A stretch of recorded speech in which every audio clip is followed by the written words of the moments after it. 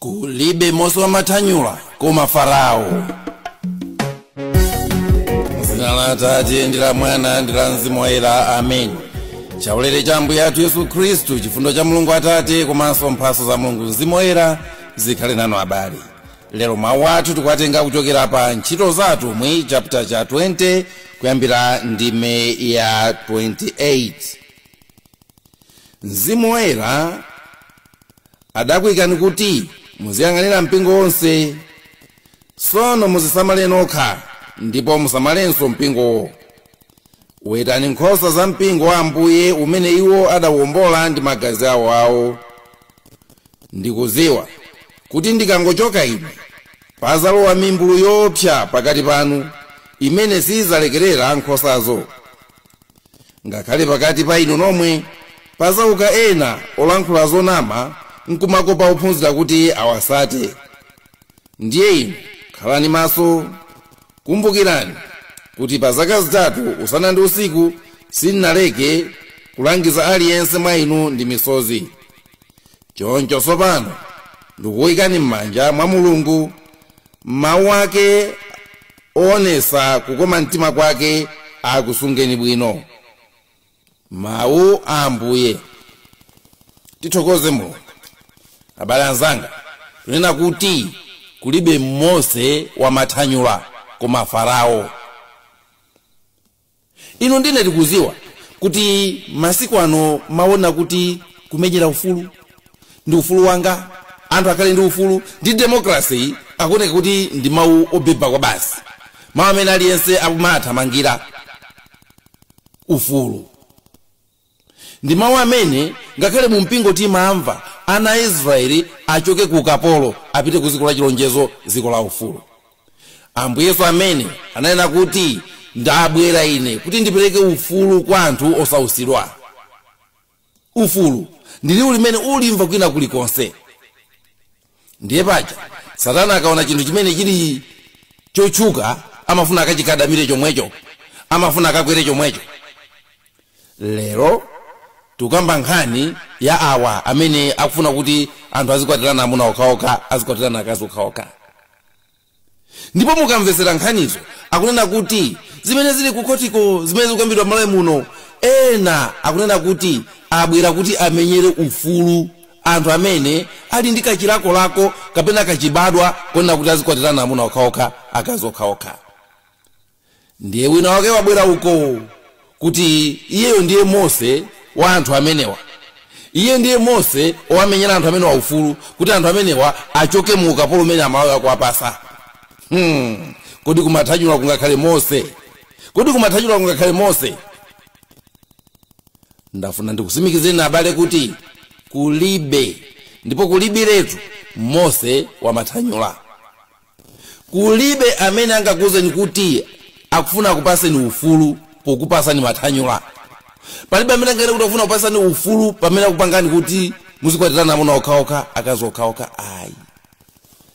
Mose amene tikunzwa ife ndi amene anachosa Israeli ku ukapolo ndikupita nawo ku dziko limene Mulungu analonjeza. Limene Mulungu analonjeza, osati limene anthu anapanga, koma dziko limene Mulungu analonjeza.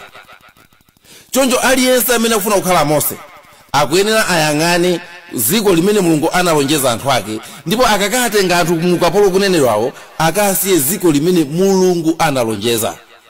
Sinamve pena paliponse Mulungu akulonjeza mathanyula.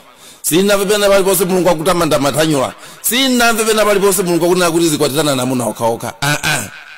Pachifukwa chimenecho limene siziko la chilonjezo lathu. Chifukwa kuyambira kumayambiriro Mulungu analenga wina wamamuna wina wamkazi. Simungapeze Mose wamathanyula ayi.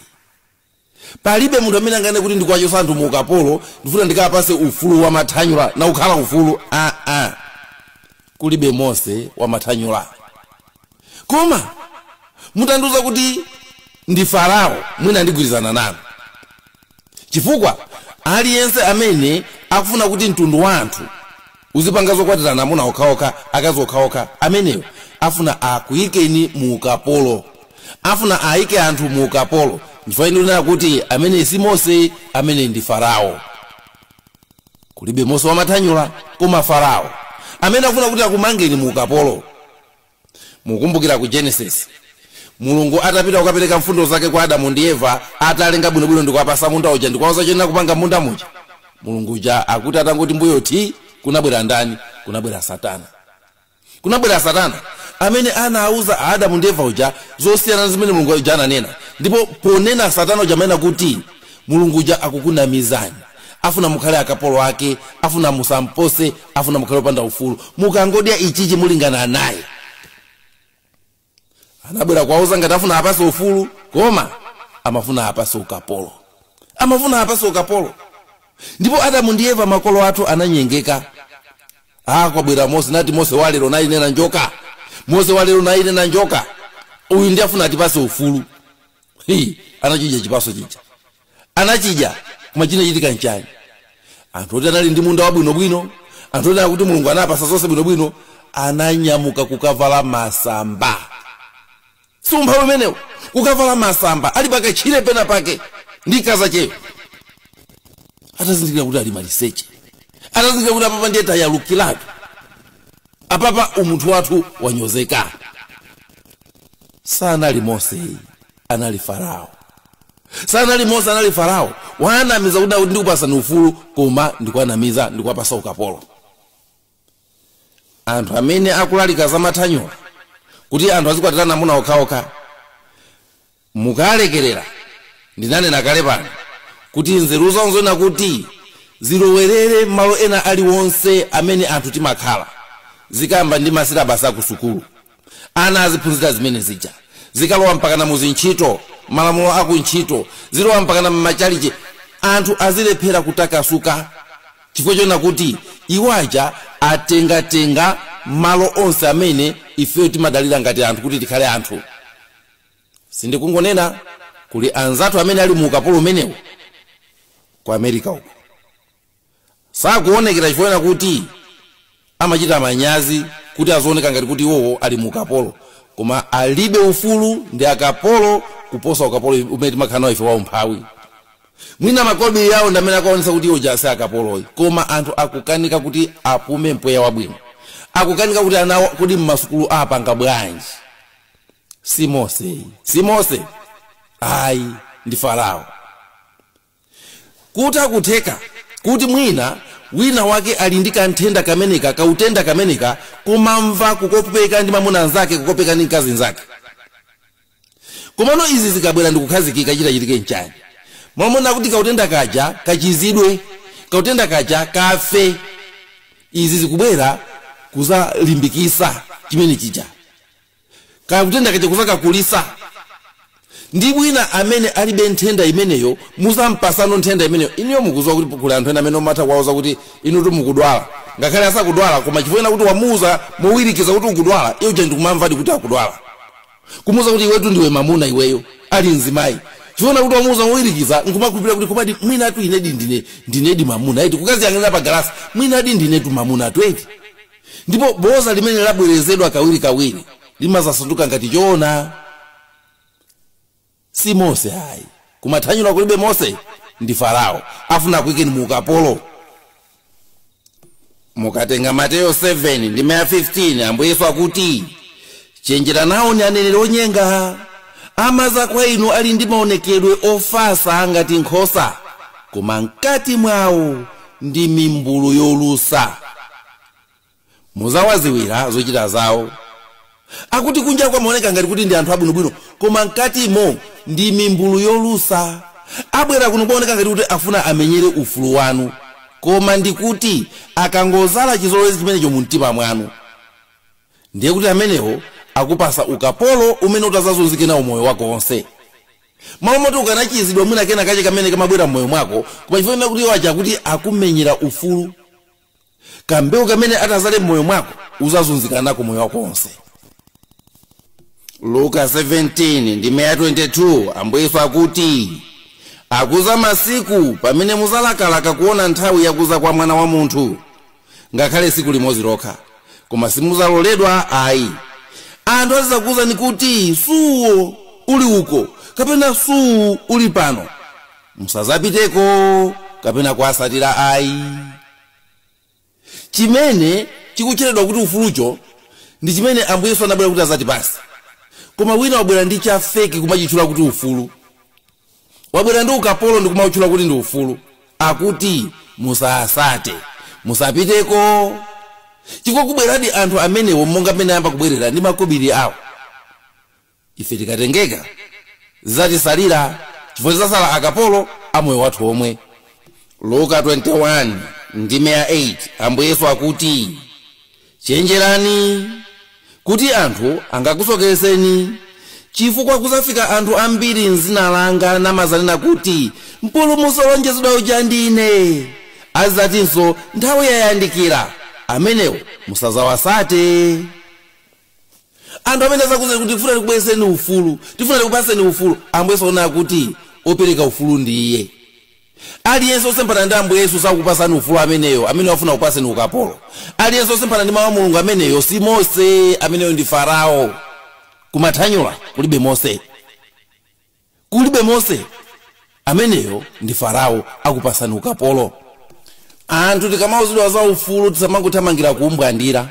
Mabungwe akamabwera kunena kuti tikumenyera ufulu wakuti musamangotengeka kuna kuti ati ufulu ndikuulandira. Tizifunsa kodi iwo udi ndi ufulu kapena ukapolo. Kodi izo zindibwereseradi ufulu kapena ukapolo. Inyo mukuziwa mmene mabungwe ama ufulu anabwerera, nkhani za jenda, nkhani za chani. Anabwera mwanjira ena yake kuti ena anataya nawo mabanja awo, ena moyo wawo unasokonekera muzina la ufulu. Lero akubweranso ndi mathanyulawa mzina la ufulu omwewo kuti afuna apereke ufulu. Kodi ufulu ndi chani? Ndipo cholinga cha ufulu ndi chani? Ufulu tu ndikunena kuti munthu kukupasa kuthekera kopanga zinthu mopanda kufinyika kwina kulikonse, ndi cholinga chona kuti ukwanirise chimene Mulungu wako anafuna kuti ukwanirise, umenewo ndiye ufulu. Mukachosapo chimene Mulungu amafuna kuti ukwanirise, umene usukhala ufulu umasanduka ukapolo. Chifukwa zimene zikuchitidwa kuti ufuluzi akufuna atani? Ena atenga ufulu kuti kukhala ngati kuti kukuchosa mabreki wonse. Ukhale munthu amene ulibe break wina aliyense moyo mwako. Ndiye anthu chimana kuti ndili ndi ufulu ine, nditakupanga chimene ndikufuna ine, nditi anatomwe. Ndili ndi ufulu wanga, nditakupanga chimene chimene ndikufuna ine. Kutenga ufulu ngati kuti kuchosa mabreki. Mundiuze ndi njinga ya mtundu chani yopanda mabreki imene sinaphe munthu? Ndi njinga ya mtundu chani yopanda mabreki imene sinavulaze anthu? Ndi njinga ya mtundu chani yopanda mabreki imene munthu anamva bwino kuikwera? Chilichonse chimene chikuyenda, chilichonse chimene chikuthamanga, chikungoyenera kukhala ndi mabreki. Mwakuti aliyense mwa ife akapenera kuti akupasidwa ufulu upanda nawo mabreki, amene azokuti umene si ufulu, umene ndi ukapolo. Umene ndi ukapolo. Mukatenga 2 Timoteyo 1 ndime ya 7 akunena kuti paja mzimu umene Mulungu adatipasa si mzimu wotipasa mtima wa mantha ayi, koma mzimu wotipasa mphamvu, chikondi ndi kuzigwira. Umene ndi ufulu uti mu mphamvu zimene uli nawo, chikondi chimene uli nachiwe, ukhalenso ndi mtima kapena kuthekera kuzigwira, ukhale ndi mabreki. Akufuna tichosere mabreki tikagwere kupompo. Afuna tichosere mabreki tikamenyese mutu pansi. Si Mose ndi Farao. Si Mose ndi Farao. Asa kunamize kuti ndifuna ndikupase ufulu ukufinyika. Osa uvomera ufulu umene ukuchosa breki wina aliyense. Ati kukwatira kukungopitira na kupaka kukwatira ndi amuna zako omwe. Kena kunde mupitira muzika kukwatira nkhumbaso pano, kena mupitira muzika kukwatira apusi. Ayi, tili ndi malire, tili ndi mabreki. Ife ndife anthu. Akukamba za ufulu kuti afuna apereke ufulu kwa anthu, kutanthauza ngati kuti afuna akuchosere zotchinga zonse zimene zikukutchingira. Iwe mmene uli ndi zotchinga chonchi ndiye kuti ukuvutika. Kukhala ngati kuti afuna akuchosere mpanda umene wakuzungulira. Inyo mukuziwa kuti nyumba iliyonse imene ili ndi mpanda, cholinga chake chimakhala chona kuti muteteze katundu amene ali ku nyumbako. Koma wina atakubwera kunena kuti mayi nyumba yanu ili kumpanda chonchi, amuna anu munthu oyipa kwambiri. Amuna anu munthu oyipa. Afuna akuti ndikundende tikumene ndikundende, mukulephera kuti muzikaendayenda bwinobwino panjapo. Kuli anthu ena amene mpanda amautenga ngati ndende. Kuyiwala kuti mpanda uja cholinga chake ndikuteteza. mukatenga buku la mphunzitsi chapter cha 36 ndime ya 25 amanena mwachimvekere kuti kumene kulibe mpanda mbala zimabako. Kumene kulibe mpanda mbala zimabako. Ndiye ngati ife wina afuna atigumulire mpanda umene umatichinga ife, umene ndi chikhalidwe chathu. Afuna atigumulire mpanda umene umatichingira ife, chimene ndi chipembedzo chathu. Afuna atisiye pambala mpanda paja, tikhale kuti anthu amene ngakhale akuba atakubwera kuzabako. Anthu amene watu akamabweresa zawozi musagenza kuti angozibweresa kuna kuti anthu azingokwatirana amuna okhaokha kapena akazi okhaokha.